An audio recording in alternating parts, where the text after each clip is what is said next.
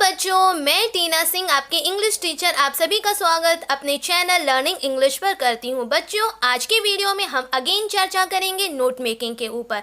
जैसे कि बच्चों आपको पता है कि इससे पहले वाले वीडियो में भी मैंने आपको नोट मेकिंग के बारे में एक पैटर्न बताया था कि हम इस तरीके से पॉइंट्स वाइज नोट मेकिंग को बना सकते हैं। बच्चों, आज की वीडियो में हम दूसरा पैटर्न फॉलो करेंगे, यानी कि यदि हमें नोट्स बनाना है तो या तो हम पॉइंट्स वाले तरीके से बना सकते हैं या हम पॉइंट्स के साथ साथ सब पॉइंट्स वाले टॉपिक से या सब पॉइंट्स वाले तरीके से भी हम नोट्स को तैयार कर सकते हैं। बच्चों, ये दोनों ही टॉपिक बहुत ही सरल होते हैं और एग्ज़ाम में निश्चित पूछे जाने वाले क्वेश्चन होते हैं। तो यदि हम इन्हें तैयार कर लें तो हमारे ये सेक्शन वाले जो नंबर होते हैं, मतलब ये जो राइटिंग स्किल के अंतर्गत ये जो क्वेश्चंस आते हैं, इसके नंबर हर बच्चा आराम से स्कोर कर सकता है। तो बच्चों, हमें ये समझने की आवश्यकता है कि हमने अगर पॉइंट्स बनाए थे तो पॉइंट्स में तो मुझे नहीं लगता कि आपको किसी भी प्रकार की दिक्कत गई होगी, क्योंकि पॉइंट्स में सिर्फ और सिर्फ हमें यही करना था कि हमें मेन पॉइंट्स को पैसेज से निकालना था और बहुत अच्छे से पॉइंट वाइज तरीके से आप यहाँ देख सकते हो, आपने पॉइंट्स को निकाला था और पॉइंट्स को निकाल कर आपने नोट्स के अंतर्गत बहुत सुंदर तरीके से उसको लिख लिया था। इसी प्रकार से बच्चों, आज के जो टॉपिक है हमें इसमें नोट्स को थोड़ा सा चेंज करके बनाना है। बच्चों, ये पैटर्न भी बहुत अच्छा लगता है और यदि आप बना सकते हैं तो आप इसे ज़रूर बनाइए, और अगर आप नहीं बना पा रहे हैं तो आप पॉइंट्स वाले जो मैटर है या पॉइंट्स वाला जो तरीका हमने सीखा आप वैसे भी बनाए तो नंबर आपके कहीं पर भी नहीं कटेंगे।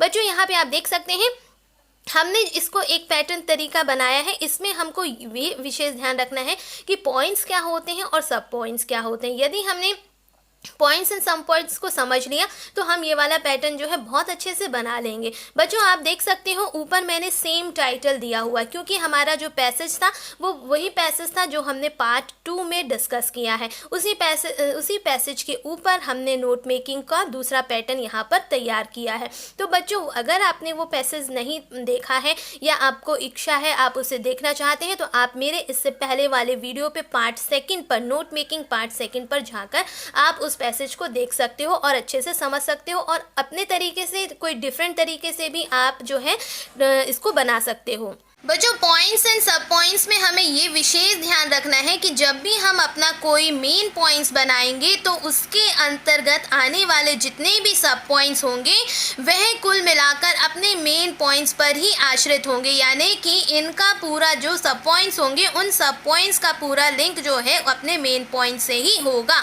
और वह उस पर आश्रित होगा। जैसे यहाँ पर आप देख सकते हो किस तरीके से हमने जो है पॉइंट्स बनाए हैं और उसी पर जो डिपेंड है वही उसके सब पॉइंट्स बनकर आए हैं।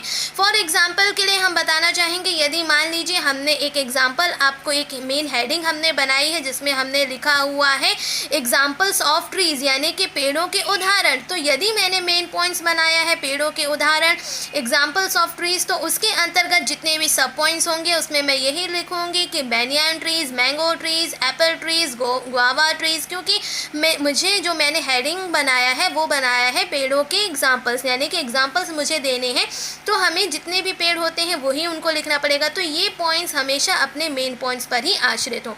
आप ऐसा ही कुछ मेन पॉइंट्स बनाएं जिस पर हमारे जो सब पॉइंट्स हैं उस पर आश्रित बन सके, यानी कि आपको ऐसे ही पॉइंट्स का चयन करना है जिस पर आप मेन पॉइंट के अंतर्गत कुछ सब पॉइंट्स को भी रख सकें। इन बातों को बच्चों विशेष ध्यान रखना है जब भी आप पॉइंट्स बनाएं और उसके अंतर्गत सब पॉइंट्स रखें। बच्चों, देखते हैं कि हमने किस प्रकार से मेन पॉइंट्स और उसी के अंतर्गत हमने रखे हुए हैं सब पॉइंट्स। बच्चों, यहाँ पे आप फोकस करेंगे, मैंने यहाँ पे एक मेन पॉइंट्स बनाया है और यहाँ पर मैंने ये जो है रोमन वर्ड्स लिखे हैं 1, 2, 3 एंड 4 आप देख सकते हैं। और यहाँ मैंने हेडिंग लिखा हुआ है इन द MOD को मैंने एब्रीविएशन फॉर्म दिया हुआ है मॉडर्न। ये मॉडर्न का शॉर्ट फॉर्म है, इसका जो एब्रीविएशन फॉर्म है MOD है, तो मैंने यहाँ पे लिखा हुआ है इन द मॉडर्न वर्ल्ड। अब इन द मॉडर्न वर्ल्ड हमने पैसेज में पढ़ा था कि मॉडर्न जो आज का आधुनिक युग है उसमें क्या हो गया है, जो ऑनेस्टी हैज लॉस्ट मीनिंग के लिए हमने यहाँ पे एब्रीविएशन फॉर्म यूज किया हुआ है। वेल्थ IMP, यहाँ पर भी एक एब्रीविएशन ये वर्ड यूज हुआ है। Everyone wants to be rich, यानी कि बच्चों आप देख सकते हैं उसके पैसेज के अंतर्गत ये हमने जाना था कि आज के आधुनिक युग में जो है और ईमानदारी अपनी जो है सच्ची वैल्यू जो है अपना अर्थ जो है खो चुकी है। आज के समय में सिर्फ धन ही इम्पॉर्टेंट है और हर व्यक्ति आज जो है रईस बनना चाहता है, अमीर बनना चाहता है, बिना कुछ मेहनत किए, बिना कुछ परिश्रम किए। An honest man always.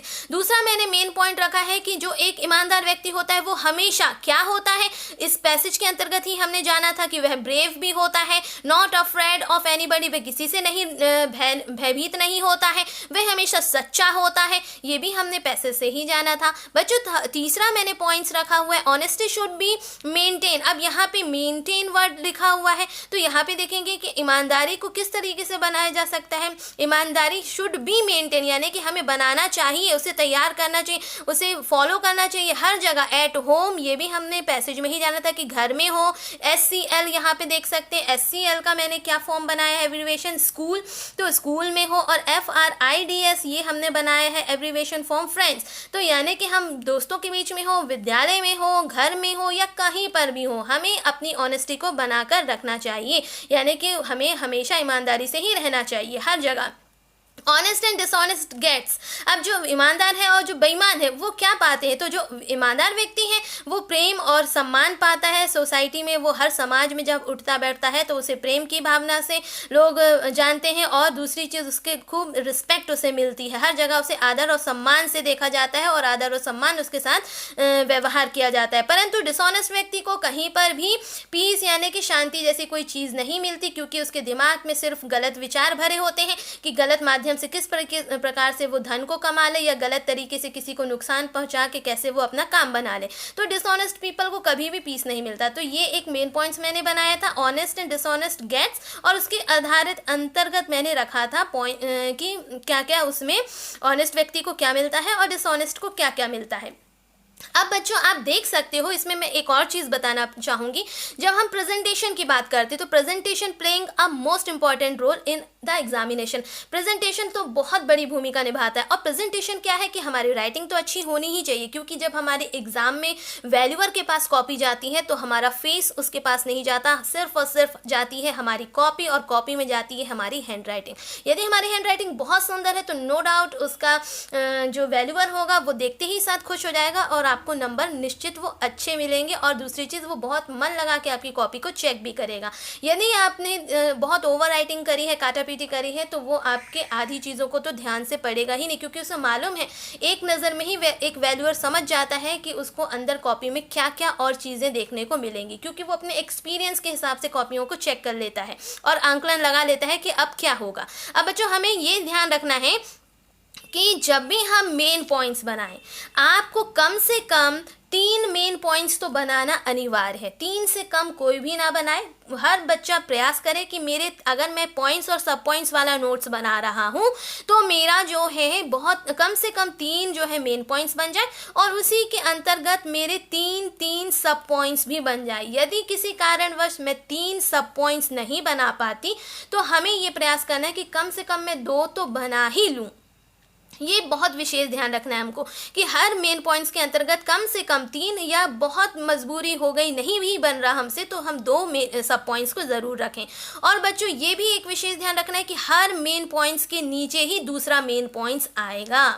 आप विशेष ध्यान रखें। आप किसी भी तरीके से उसे मार्जिन कर सकते हैं। आप चाहो तो ऐसे स्केल रखकर स्केल की मदद से एक अंदाज़ा लगा लीजिए कि मेरे जो वर्ड्स हैं यहाँ आगे पीछे ना हो, तो आप अपने तरीके से तैयार कर सकते हैं। और दूसरी चीज़ बच्चों, जो सब पॉइंट्स है, हर मेन पॉइंट का जो सब पॉइंट है वो दूसरे मेन पॉइंट का सब पॉइंट भी उसी के नीचे बराबरी से आएगा।